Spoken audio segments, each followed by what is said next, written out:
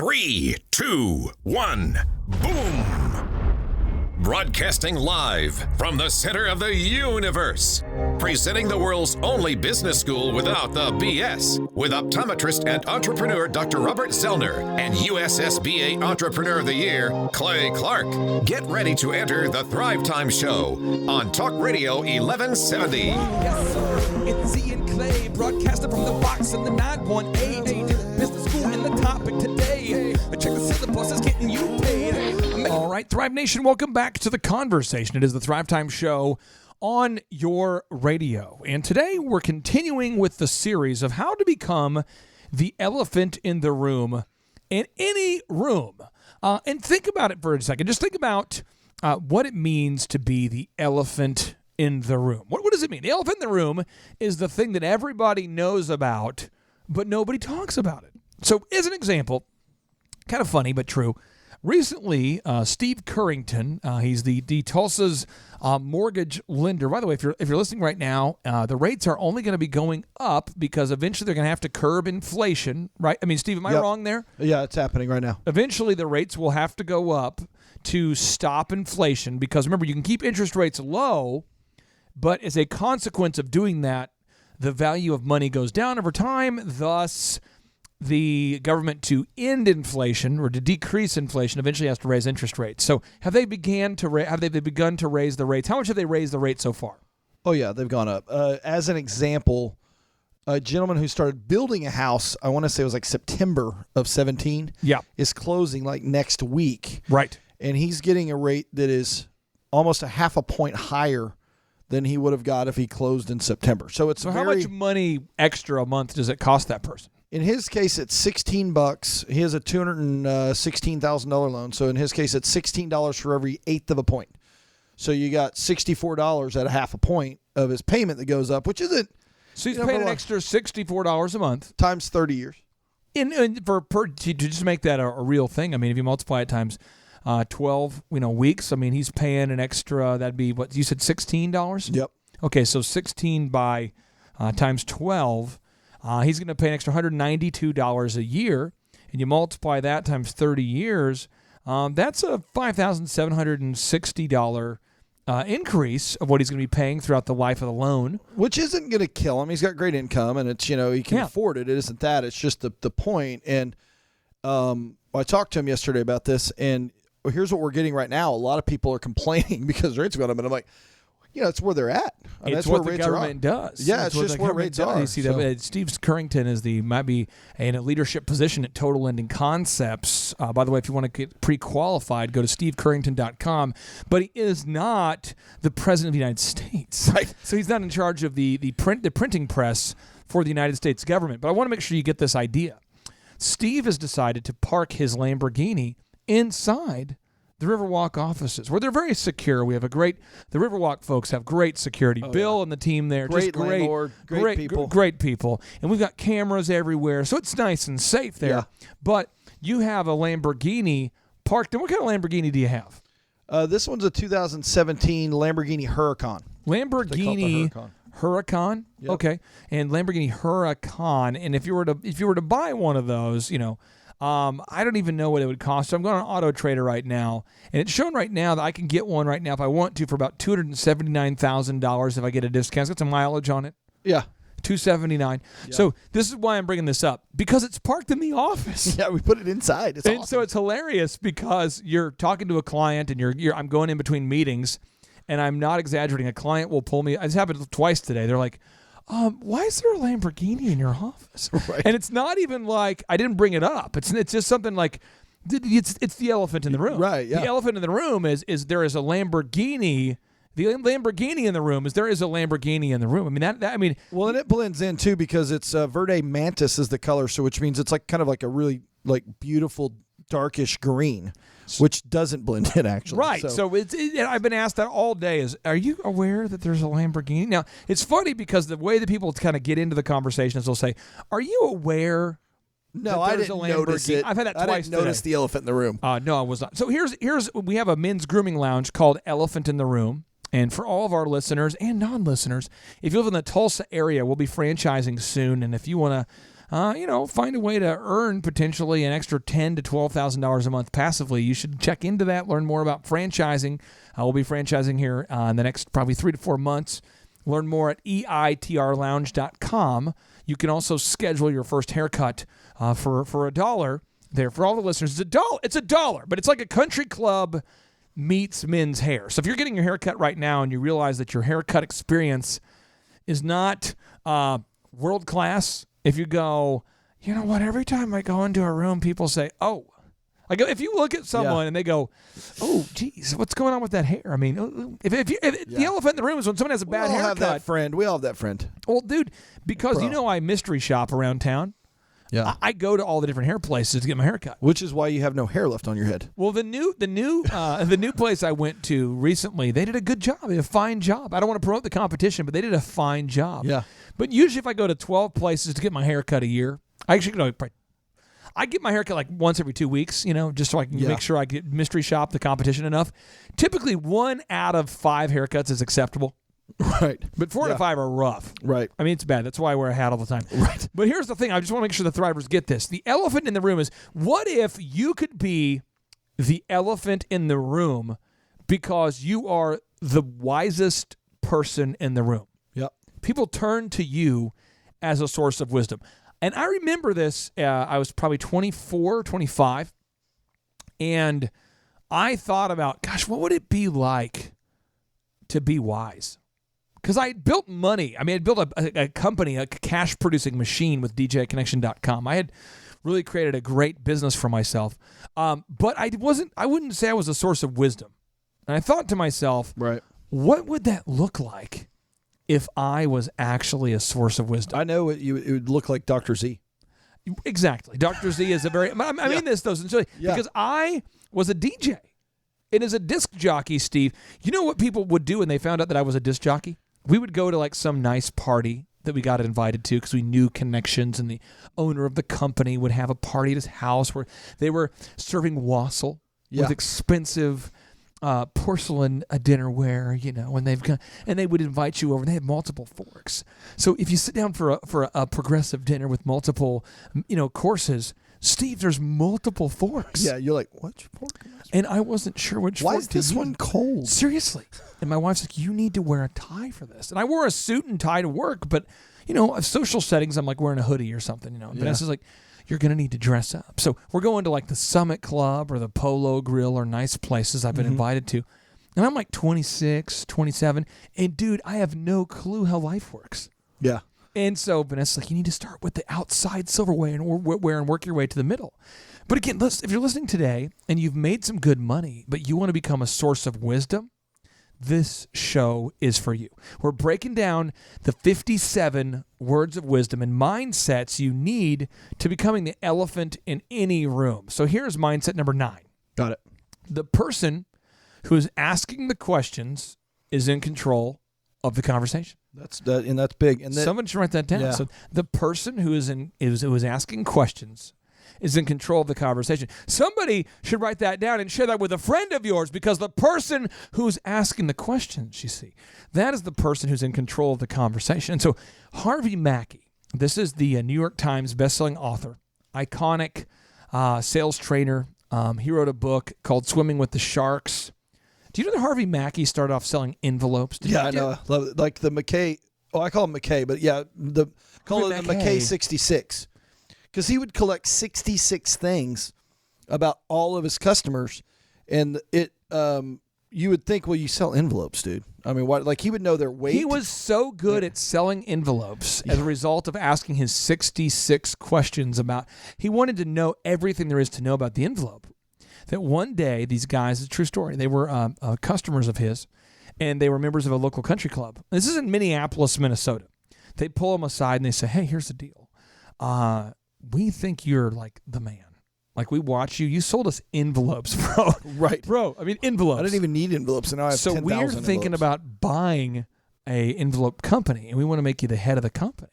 Now, there's rumor out there that he's the one who set up the meeting. Rumor has it that they set up the meeting. Either way, it doesn't matter. The point is, they invested millions of dollars into him. Mm-hmm. They bought an envelope company, And the rest is history. I mean, he was one of the guys who helped convince Minnesota they needed to build the Metrodome. For the Vikings and the Twins. I mean, he's kind of a big deal there.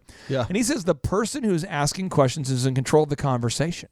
He goes on to say, you don't need a big close, as many sales reps believe. You risk losing your customer when you save all your good stuff to the end. Keep the customer actively involved throughout the presentation and watch your results improve. So, Steve, I want to ask you this because you, throughout your career, have sold an unbelievable number of mortgages. Yeah. I mean, many more than most mortgage people sell in their entire career. Yeah. You've done.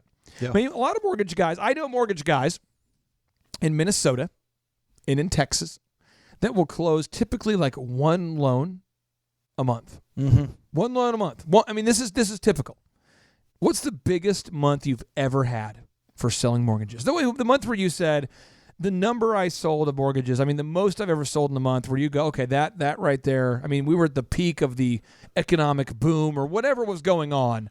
What's the most mortgages that you've sold in a month? Well, as a company, like with TLC, like last month, which is a winter month, we set a record for our company. We're not a big company, but we've had some decent producers. But, between probably 7 or 8 top producers, we had 76 units.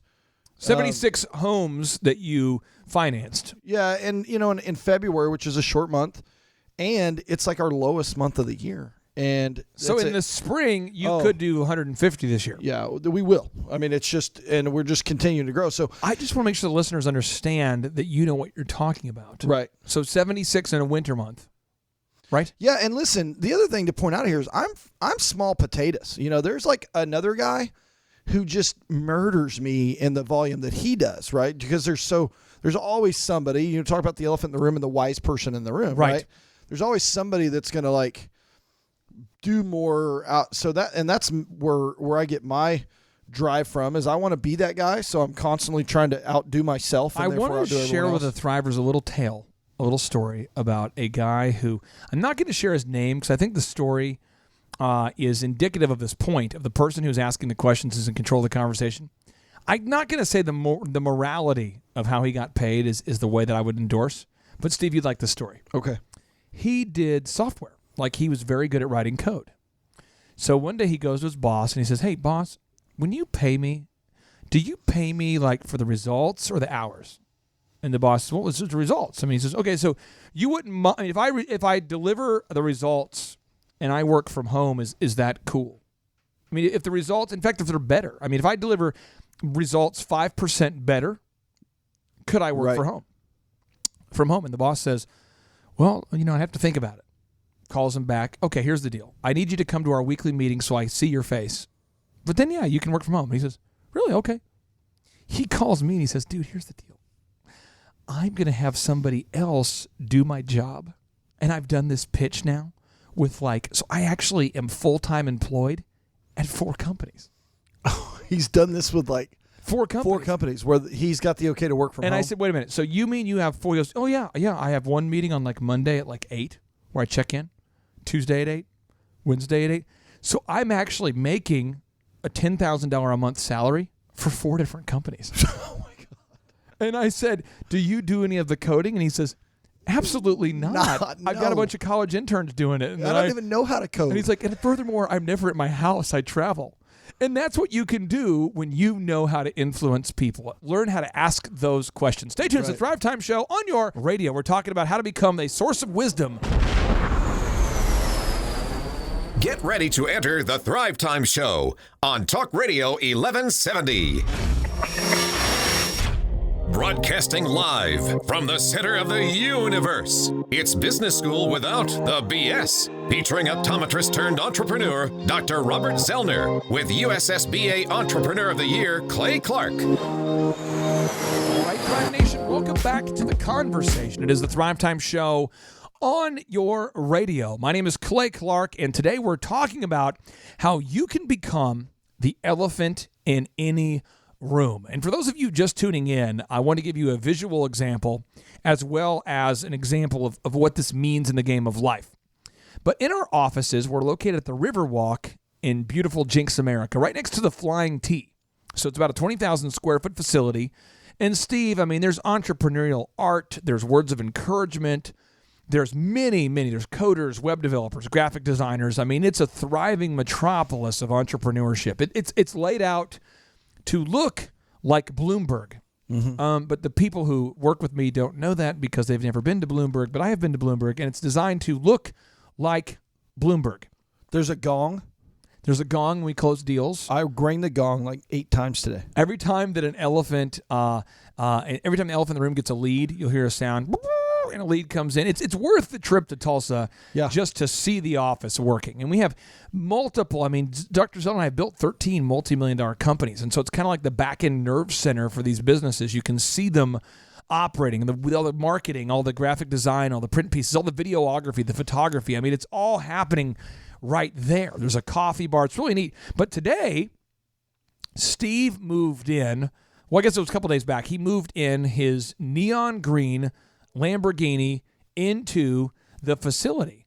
And Steve, I think we're getting a phone call in the studio. I'm going to go answer it. It's a lead. You might have to just unplug that phone because that is my outbound call only. And Steve, you just unplug the Ethernet on the back of that thing. I think that's the best way to shut that thing off. But that is my outbound. That's like the bat phone. That's like the Commissioner Gordon phone. No one knows that number. That's hilarious. But here's the thing. It was lighting up red. The neon green Lamborghini, you moved it into our offices. Yeah. So I had 2 clients that pulled me aside, and it's hilarious. They go, I don't know if you're aware of this, but there's a Lamborghini in your office. Like, what's that car doing here? Are you aware? And I think people know that I'm extremely focused, and so I think they realize that I don't typically pick up on things that I'm not focused on. So they were like, "Hey, I don't know if you know this, but there's a Lamborghini in your office right over there. Have you looked over?" And I said, "Yeah, it's Steve Currington. He's parking the car there." And so, Steve, isn't it kind of hilarious the looks you get now that you've parked your car in the office? Yeah. What the super move I did today is I got there extra early. I usually get there about 5:30 or so, but I got there like 4:45, 4:30, and it was in the morning. Yeah, it was just me and John and Devin, and so I turned it around because it was facing like to the south, but I turned it around where it's facing out so that when I shoot my podcast, you can see the hood and it just looks better, right? Looks better, yeah. So the thing today was like, how many people are going to notice that the Lamborghini is now turned around? Right. Because yesterday it was facing the other way, and I don't know how many people noticed, but what was really cool, Clay, and I don't know if you were in there when I pulled it in for the first time. Yep. The entire everyone, I'm in the car and I can just see, and this is, by the way, every time I drive this car, so it's not abnormal for me, but I'm pulling up and every single person that works at Thrive, from the coders to web developers, graphic designers, the elephant in the room call center people, all had their cell phones out, taking pictures, videos, Snapchat, everything. Whatever, because they're like, there's a Lamborghini pulling into the office right now. Because it's not normal. Right. And so what's not normal, and what we're talking about today, is being a source of wisdom. It's where you know more than everybody in the room. And I remember at the age of, I was probably 26, I didn't tell anybody, I didn't tell my wife this.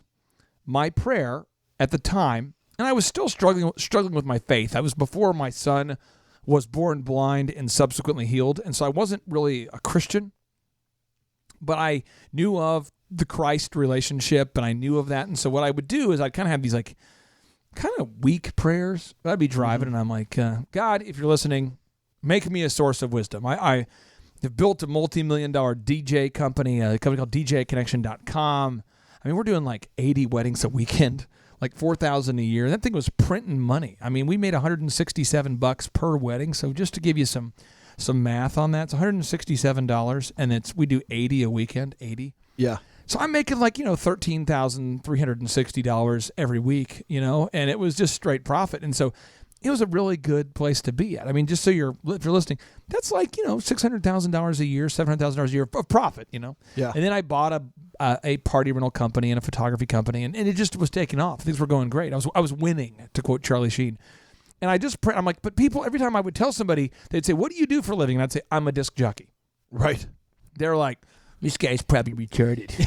And all of a sudden, people start talking to you. Like would they also say, "Hey, man, can you? I hate this. Can you play us What's your favorite playlist? Dude, I hate What kind this. of music do you like? I hate this, but this is what would happen: is immediately we'd go into a speaker conversation with half the population, like, "Bro, what's your favorite kind of amp, bro? What kind of speakers?" And then the next question would happen. It's almost like when you talk. It's funny when you watch Americans who travel to Mexico, they don't know how to speak Spanish, and so when you go to those resorts, they typically will talk to people louder who don't understand them. So they'll say, "Do you know where the bathroom is?" And the person's like, me llamo Guido, no hablo inglés. And they'd go, "Do you know where the bathroom is?" It's like you talking louder and enunciating in English doesn't matter. Right. And they still don't understand. No hablo inglés. And so you're like, "Listen, man, I'm at your resort." You're in their country, though. And it's just funny, but that's just a thing I've noticed over time. So people would start to talk to me almost like I'm retarded. They're like, so in what I would call accounting, one of the things we do is we try to create a pro forma, you know? Yeah. And there's a thing we focus on, and I don't know if you're aware of, but it's called EBITDA. And I'm like, I don't know what this is. You know, and it's almost like they're talking to me like I'm an idiot. I know there's listeners out there that feel like this. You're like a plumber, you're a landscaper, and you're making lots of money, but you're tired of people treating you like you're retarded. So I started praying that I could become a source of wisdom. And so these are 57 specific moves that you can use to become a source of wisdom, moves that I've used. And the mindset number 10 on our series of 57 words of wisdom that you can find at thrivetimeshow.com by clicking on the podcast is you will fail to the level of preparation. The notion that you will rise to the occasion is false. Those who fail to prepare will lose. So Bill Belichick, the legendary coach of the New England Patriots, he says, "My personal coaching philosophy, my mentality, has always been to make things as difficult as possible for players in practice. However bad we can make them, I make them." Do you understand that Bill Belichick, if it snows, he always has the practices outside? Yeah. Whenever it snows, he's like, "Okay, we'll practice outside today." If it's raining, okay, we'll practice outside. He has a enclosed facility, but he moves the practice to outside when the weather's bad. And so at Thrive, we have 3 people right now that want to answer inbound phone calls. And so right now they're practicing, and they cannot make calls until I've heard their internal recorded calls. And in the recorded calls, they have to practice dealing with the objections that people have or the commonly asked questions, the rude people. None of our listeners are rude, but other people, you know. And so I make it harder on my people internally than the customers make it externally. That's why our people are so excellent. So I would ask you today, are you preparing to succeed? Stay tuned. It's the Drive Time Show on your radio.